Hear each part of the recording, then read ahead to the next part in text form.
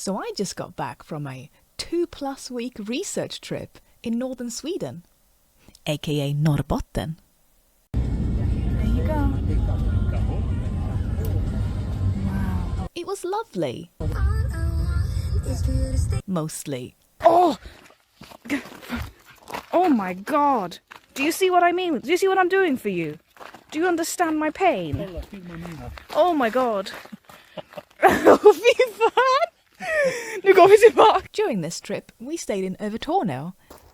I'm suffering through this shot for you. Look at that. Look how beautiful.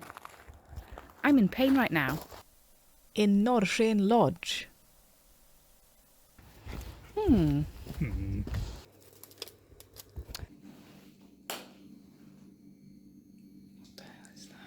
My research trip involved me making a whole bunch of paid vlogs.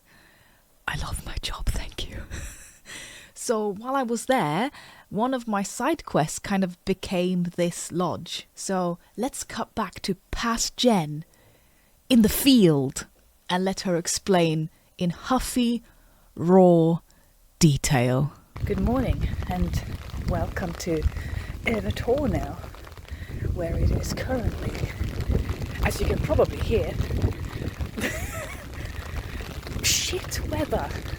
So I'm here on a research trip for my grandmother's comic book. But I thought that while I'm here as well, if I have the time, I'll give you a quick tour of something quite potentially terrible, okay? So I'm currently walking away from a camping where my parents are staying, and when I was a child I used to be here a lot, and this space here I remember quite vividly used to have pigs. So there's a photo of me somewhere standing next to a bunch of pigs looking fucking delighted. But anyway, that's besides the point. What I'm trying to say is this is a very, very beautiful area, and there's just amazing nature. It's very quiet. It's very northern, you know? This place it used to be called Svarta Rävens camping, which is the Black Fox. Oh my god, that's a hare. Look. Do you see that? Anyway, sorry, what was I saying? It used to be called Svarta Rävens camping, which is the Black Fox camping, because the emblem of this area of Övertorneå is that of a black fox. But I believe that the place has now got new owners recently, and it is now called Norrsken's Lodge. When we got here yesterday, we were in the camper van and we were driving in, and I was just, delighted to be here and everything. So I wasn't noticing anything, but my parents are seasoned camper van enjoyers, and they started saying little things that I was just like, whatever, it's fine. For example, they were like, this lock here is broken. These bins have not been emptied. But I'm just letting it go, because I'm just excited to be here. And then we go to get their permit thing so that they can stay and get some electricity. And the service was very northern, which again, I cannot stress this enough. I don't mind. So I didn't think twice about it, because it was very much like, yeah, what do you want kind of thing. And I'm like, it's good to be home. And my parents are just like, they don't speak any Swedish, so it's lucky that I was there so I could translate.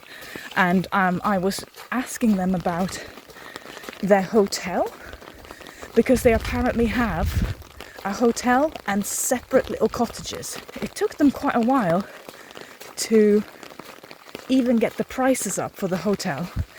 And I remember that when I was trying to book this research trip, I did look up this place online, and I couldn't find an online form or anything. to book a hotel room, which is why I ended up going to the B&B instead. They seem to not really have a lot of guests. And finally I got an answer, and the room was more expensive than the room I currently have. But it was just nice to know. So we go about our ways, and you know, I go and do my work. So this morning, I wander back to them from my B&B to steal some coffee and, you know, have some breakfast with them.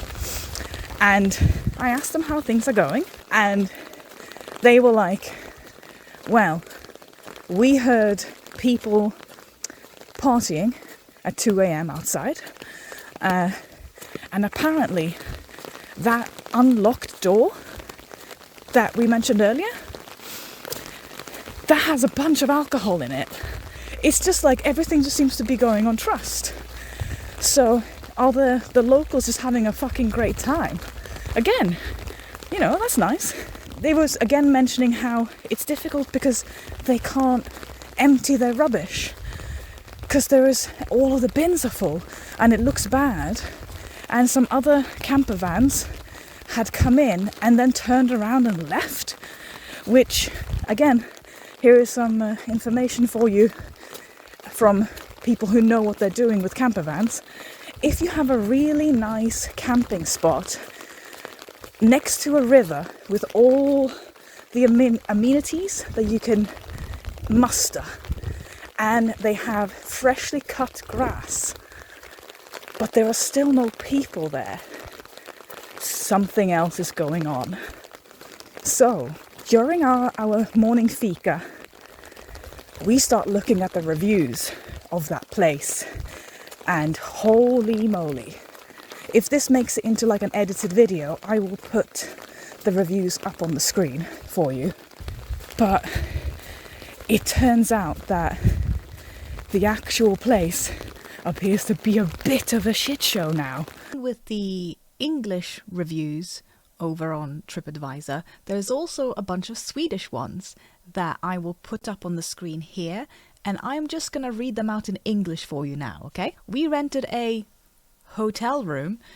We got a cabin without ventilation, disgusting beds, unclean bathroom, and a disgusting sofa. No aid against mosquitoes, no fan. Oh, I feel that one. The owners sat every night and partied on the porch and disturbed the surroundings. We had to remind them ourselves about cleaning. This was really a nightmare, and we do not recommend Norrsken Lodge to anyone. Really cold in the cabins. The sofa is probably the most disgusting thing I've seen. The pillows are yellow. The board under the fridge, is rotten and cracked. The toilet is horrible, expensive, and the breakfast is not in the price. I'm very disappointed. So maybe when I was quoted my thing, that was without the breakfast. Hello! Are you here to listen to some bad reviews translated by Jen? He's into it. It's not worth that money, so find another accommodation. The internet didn't work, no cleaning, breakfast was barely anything to have, no choice of dinner, narrow beds, the Christmas lamp was left in the windows. Now, obviously, there are also some good reviews, so I'm going to put them here so that you can see that there are good reviews of this place. And overall rating of the place is 3.5 on Tripadvisor. So yeah, I can only show you what we saw on the 2 days that we were there. Once I've done my actual work that I came here to do, I want to check from like a guest's point of view what this place is actually like. That might be a little side thing that we do. Are you excited? I sure am. Hello again. It has been a full day of frankly quite insane work.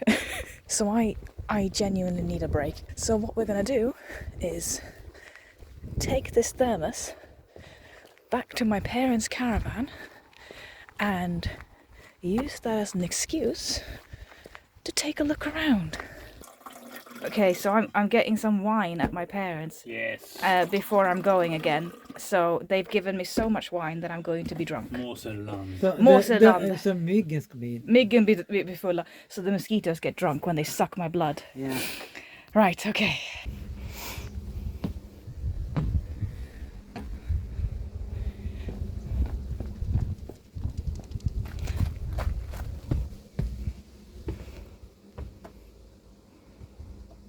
I'm gonna assume that I can't...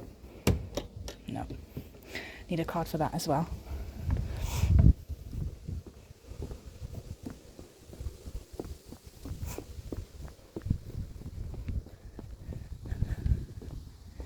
This is a really cool, like, little lighthouse or something. Again, I am gonna assume it's locked. Yeah, it's locked.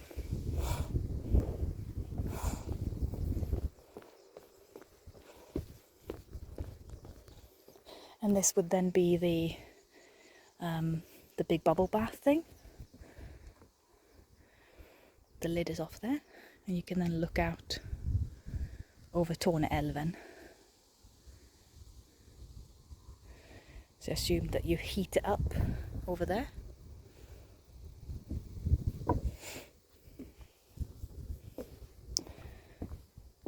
And this is the bit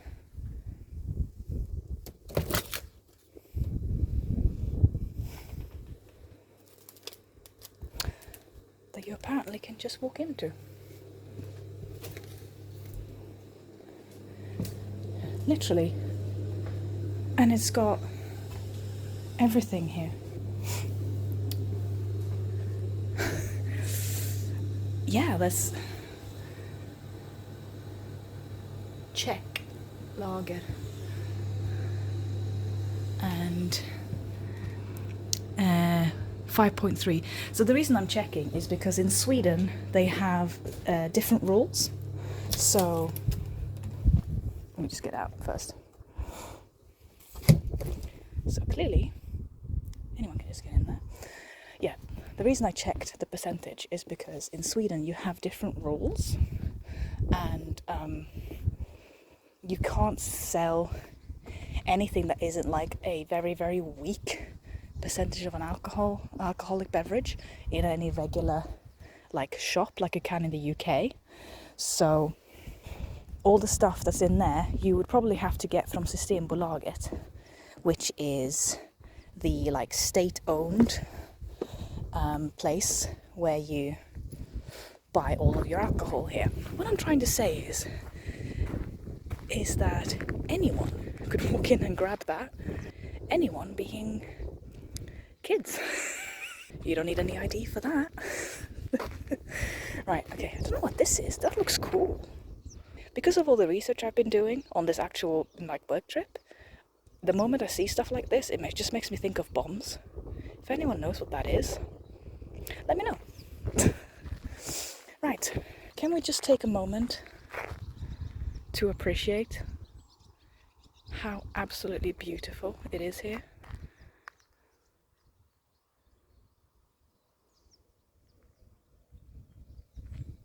I know I'm probably quite biased because I am from the north,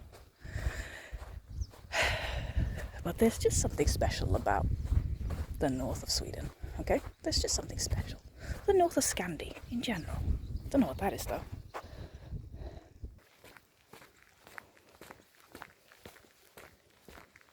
Right, so let me tell you my quick thoughts as I'm walking through Norrsken.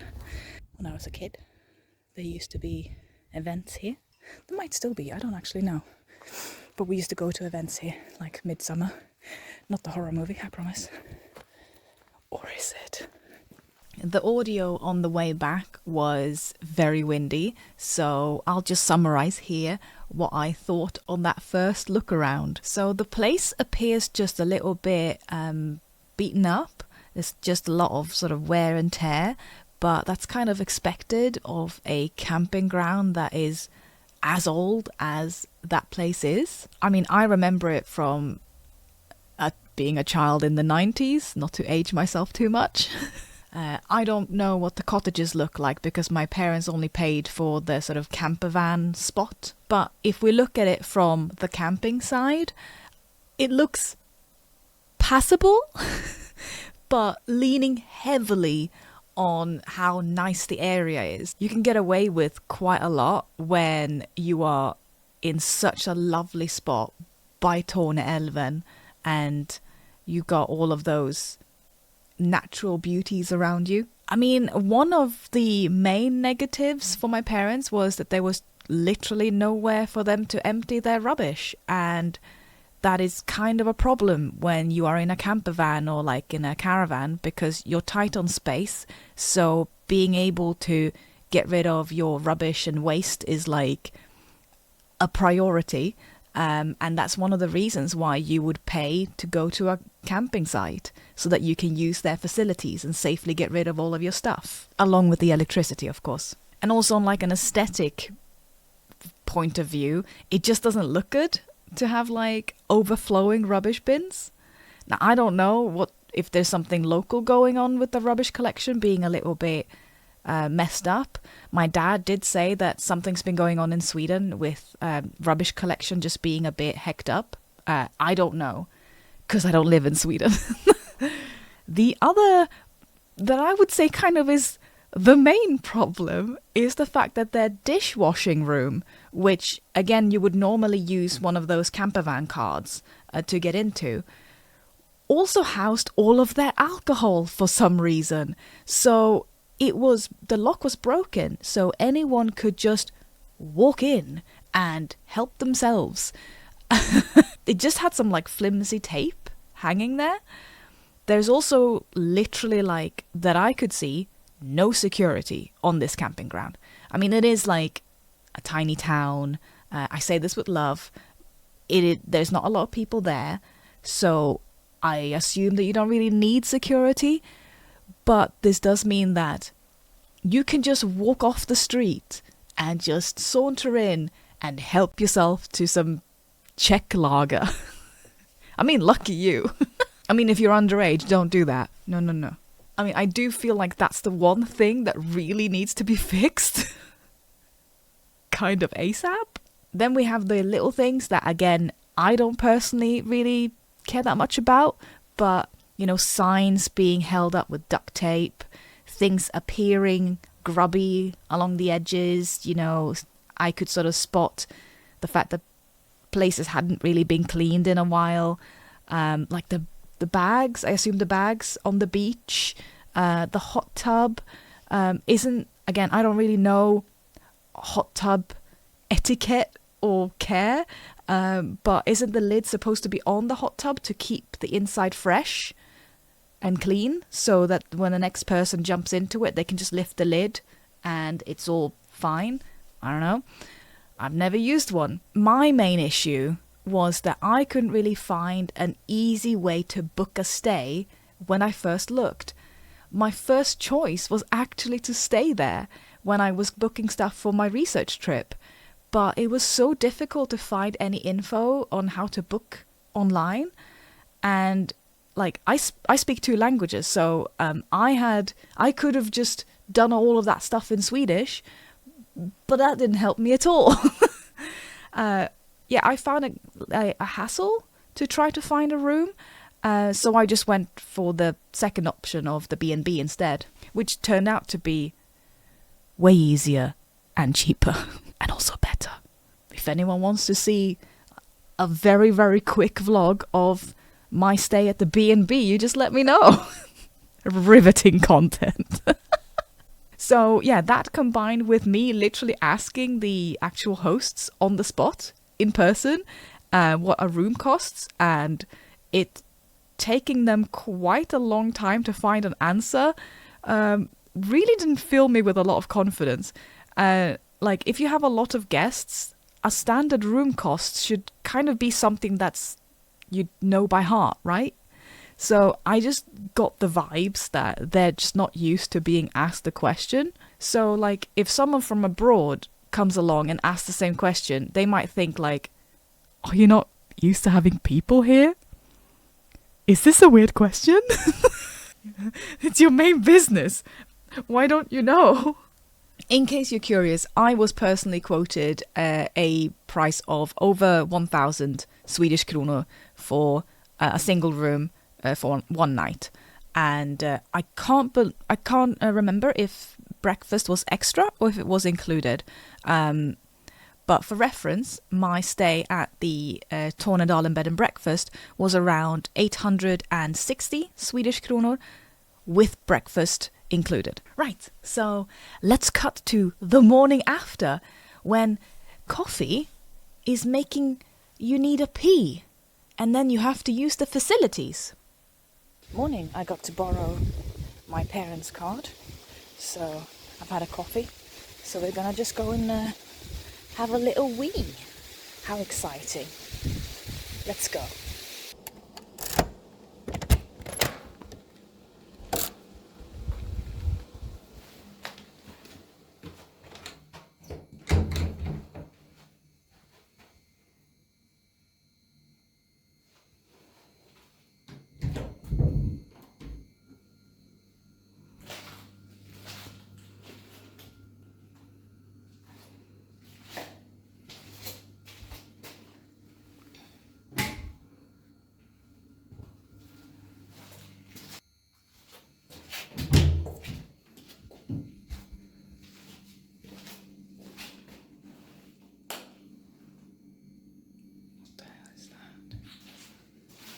What's that? What? Okay, I think that's hair.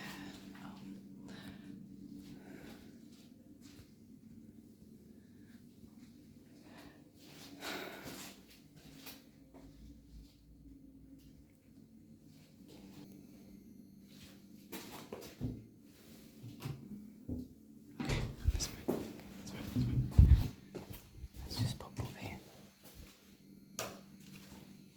I was gonna go to the toilet, but this is just a personal thing.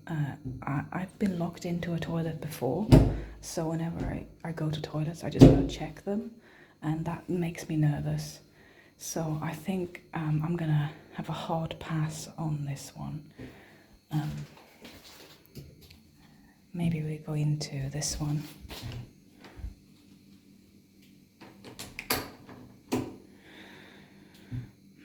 We'll try this one.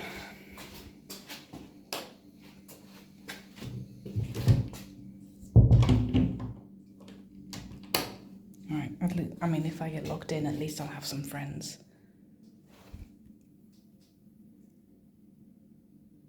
Oh, the reason that's there is because there's no toilet roll left. Oh.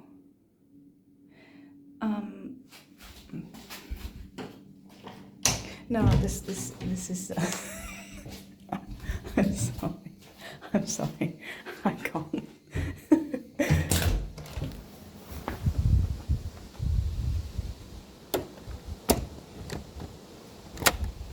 Yeah, I'm sorry. I cannot. No.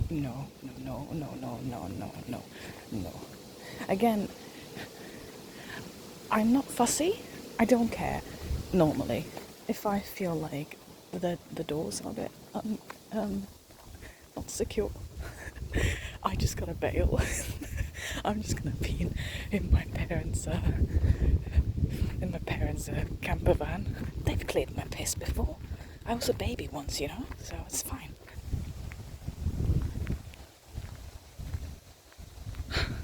And there you have it, a snippet of our experience at Norrsken Lodge. Perhaps not the best, but also not awful. I'd give it 2 myggor out of 5. Bastards. If you'd like to see something else from my trip to Övertorneå that gets like 6 myggor out of 5, then keep a lookout for my next video.